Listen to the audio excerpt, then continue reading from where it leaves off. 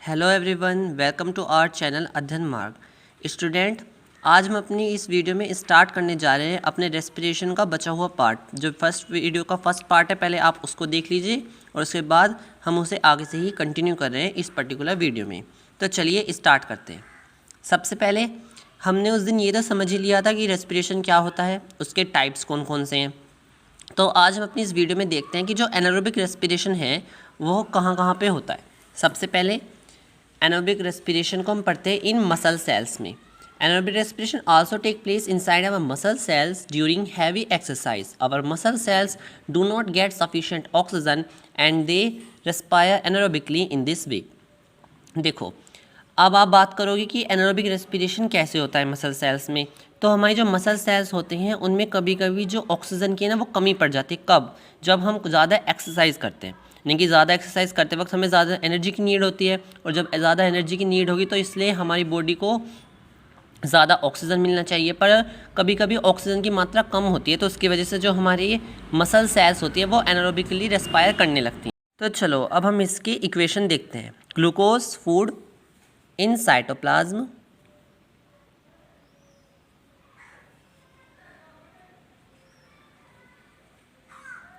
उसके बाद वो कन्वर्ट होता है पायरुवेट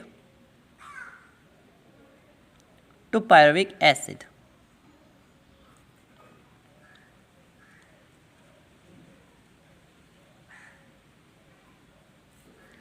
और उसके आगे in lack of oxygen, in lack of oxygen बनता है 2 लैक्टिक एसिड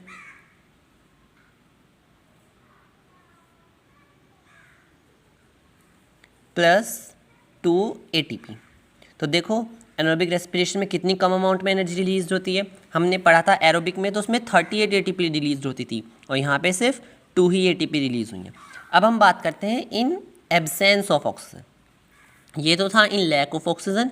अब हम बात करें इन एब्सेंस ऑफ ऑक्सीजन, यानी कि जब ऑक्सीजन होगा ही नहीं, यानी बिल्कुल ही एब्सेंट है, तब हमारा जो कोई भी ऑर्गेनिज्म है वो किस तरह से रेस्पायर करते हैं। फॉर एग्जांपल, अगर हम ईस्ट में बात करें, बैक्टीरिया में बात करें, तो वहाँ पे किस तरह से प्रोसेस स्टार्ट होती है, उसकी इक्वेशन है glucose pyruvate to pyruvic acid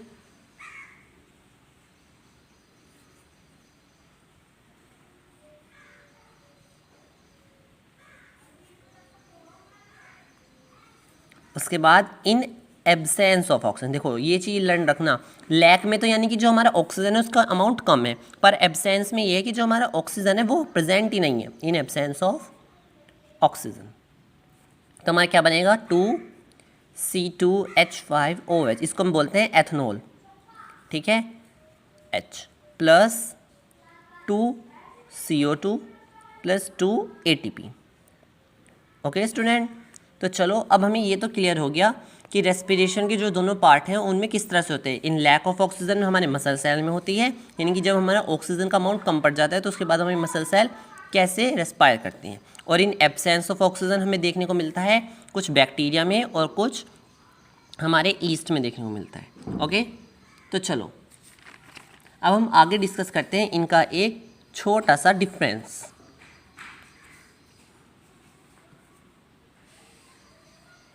aerobic respiration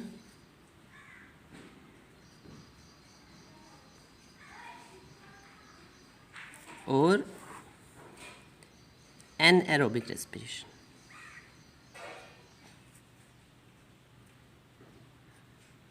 तो चलो देखते हैं इनका छोटा सा डिफरेंस।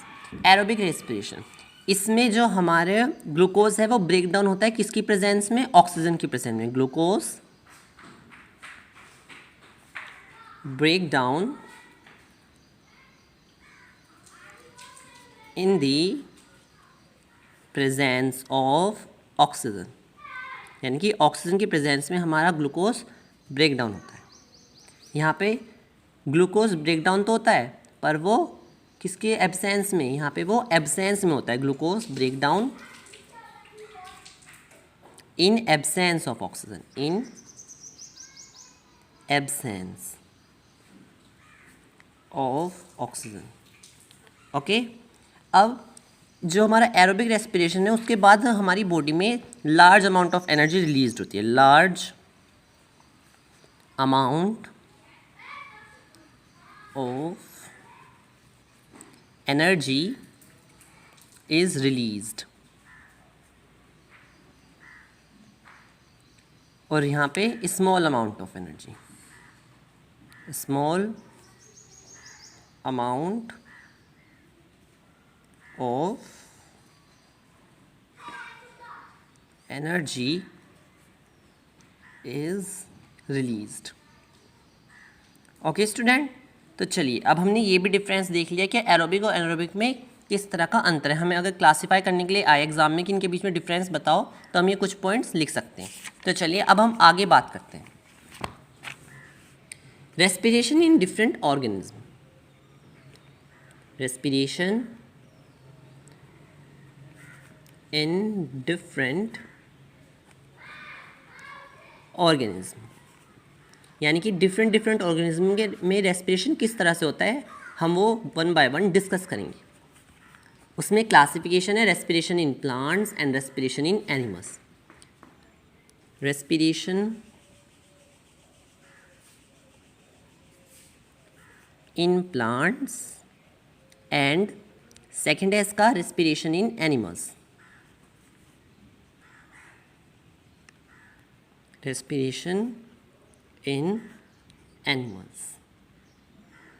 तो चलो सबसे पहले हम डिस्कस करेंगे रेस्पिरेशन इन प्लांट्स। तो रेस्पिरेशन इन प्लांट्स में जो हमारी रेस्पिरेशन होती है वो प्लांट्स भी अपने हर एक ऑर्गन में अलग अलग करता है, यानी कि जैसे प्लांट्स में स्टेम होती है, रूट्स होती हैं, लीव्स होती है, तो हम सब जानते हैं। तो वो सब अपना जो रेस्पिरेशन है वो इंडिविजुअली परफॉर्म करते हैं, उसके उनके अपने अपने मेथड है। तो देखो रेस्पिरेशन इन रूट्स, यानी कि रूट्स हैं वो अपना रेस्पिरेशन करेंगी, कोई किसी के ऊपर डिपेंडेंट नहीं होता इसमें।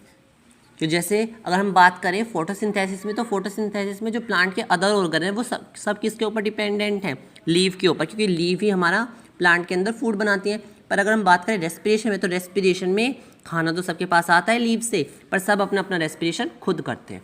ओके, तो respiration leaves, respiration in roots और रेस्पिरेशन इन लीव्स, वो सॉरी स्टेम। ठीक है, तो हम पहले ये पढ़ते हैं कि प्लांट्स में किस तरह से रेस्पिरेशन होता है। अगर हम बात करें तो plants as compare to human beings, plants को एनर्जी की नीड कम होती है।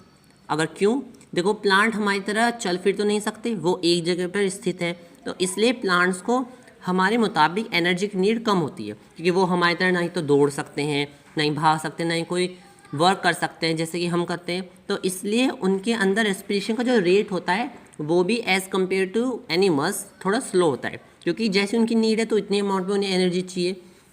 तो हम बात करें रेस्पिरेशन इन प्लांट्स में, रेस्पिरेशन इन प्लांट्स, तो plants need energy to grow and perform their function, they obtain this energy by the process of respiration. हम जानते हैं प्लांट्स को भी भाई अपने कुछ फंक्शंस परफॉर्म करने के लिए एनर्जी की तो नीड ज़रूरत होती है, तो इसलिए प्लांट्स भी रेस्पिरेशन करते हैं, किसके लिए, अपनी एनर्जी को गेन करने के लिए। All parts of the plant like root, stem, leaves perform respiration individually. जैसे मैंने भी आपको ऊपर ही बताया है कि प्लांट का हर एक पार्ट, जैसे कि लीव्स हुआ, रूट हुए, स्टेम हुए, वो अपना रेस्पिरेशन इंडिविजुअली करते हैं, यानी कि कोई किसी के ऊपर डिपेंडेंट नहीं है, सब अपना रेस्पिरेशन खुद करेंगे। The rate of the respiration in plants is much slower than the animals because plants do not move from one place to another place, so they do not need much energy. जैसे मैंने आपको बताया था कि जो plants हैं उनके अंदर रेट ऑफ रेस्पिरेशन कम होता है एज़ कम्पेयर टू एनिमल्स, क्योंकि प्लांट्स एक प्लेस से दूसरी प्लेस नहीं जा सकते। तो चलो अब हम इनकी बात करते हैं कि रेस्पिरेशन इन रूट्स, कि रूट्स में रेस्पिरेशन किस तरह से होता है। Respiration in roots. So the roots of a plant take the oxygen from the air present in between the soil particles by the process of diffusion. देखो जो हमारी रूट्स होते हैं वो किस तरह से रेस्पिरेशन करती हैं। भाई देखो हमने अब तक ये तो पता करा है कि रेस्पिरेशन में हमारी ऑक्सीजन की नीड होती है, तो जो हमारा प्लांट है वो तो रेस्पिरेशन एरोबिकली करता है, तो इसलिए जो वो उसे ऑक्सीजन चाहिए वो कहाँ से मिलते हैं, उसे मिलते हैं सोइल के अंदर से, क्योंकि हम सब जानते हैं सोइल के अंदर भी ऑक्सीजन प्रेजेंट होता है। इसलिए जो प्लांट है उसमें जो रूट्स हैं वो डिफ्यूज़न की मदद से सोइल से ऑक्सीजन अडॉप्ट करती है। Oxygen diffuses into root hairs and then reaches to other cells of the roots for respiration.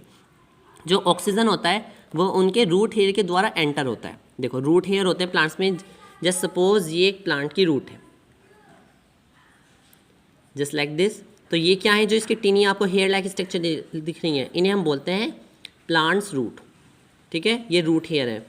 तो ये क्या करेंगे, यहाँ ये सोइल है, तो सोइल के अंदर क्या प्रेजेंट है, ऑक्सीजन प्रेजेंट है, तो ये उसको एब्जॉर्ब करेंगे bye the process of diffusion, यानी कि ऑक्सीजन इस तरह से एंटर होगा। ये देखो कुछ इस तरह से ऑक्सीजन की एंट्री होगी, और उसके बाद वो इसी प्रोसेस के बाद थ्रू आउट यहाँ से CO2 एक्सहेल कर देंगे, यानी कि CO2 को थ्रू आउट कर देंगे बॉडी से। जैसे हमने भी पढ़ा था कि रेस्पिरेशन में बाय प्रोडक्ट में CO2 बनता है ना, तो इसलिए रूट हेयर की मदद से तो वो ऑक्सीजन को एंटर कराएंगे, और रूट हेयर की मदद से वो CO2 को अपनी रूट हेयर से बाहर करेंगे।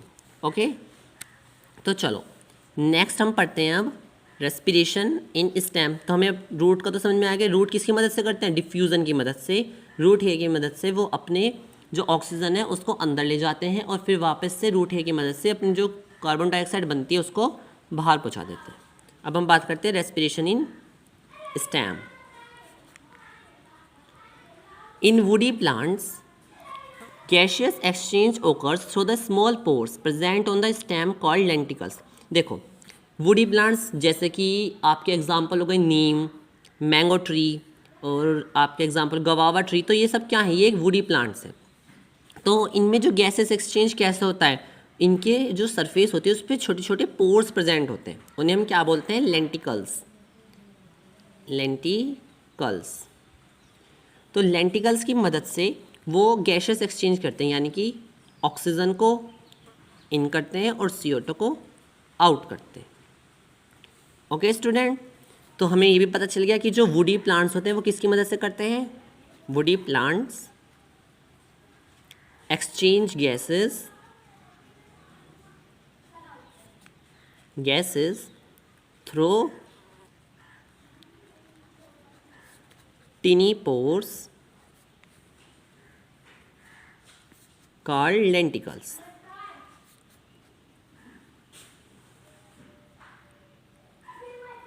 और अगर हम बात करें रेस्पिरेशन लीव्स में, तो जो रेस्पिरेशन लीव्स में होता है वो स्टोमेटा की मदद से अपनी गैसेस को एक्सचेंज करते हैं। ओके स्टूडेंट, तो आज हमने अपना कंप्लीट कर लिया है respiration in plants. Next video में हम कंप्लीट करेंगे respiration animals. Till then learn these notes and revise your concept, and like, share and subscribe our channel, and also comment your query in the comment box. Thank you.